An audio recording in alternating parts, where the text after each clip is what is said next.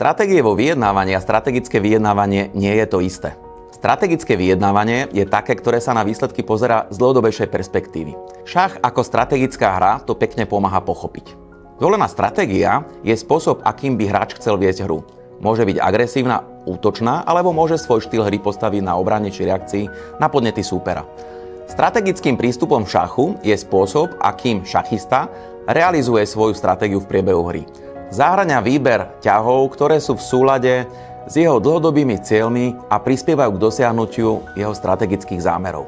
Strategické vyjednávanie je v paralele so šachom možné vnímať tak, ako keby šachista neriešil len samotnú hru, ale aj ďalšie hry v priebehu turnaja či svojej nasledujúcej kariéry. Volám sa Juraj Skalský a vyše 17 rokov sa venujem školeniam a konzultáciám v oblasti biznisu pre rôzne spoločnosti na Slovensku, ale aj v Čechách.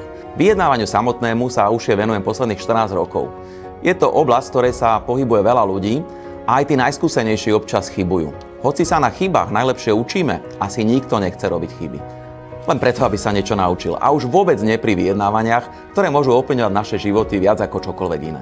Tento kurz obsahuje praktické poznatky podopreté o teoretické vysvetlenia, ako veci v strategickom vyjednávaní fungujú, aby ste sa vyhli zbytočným chybám.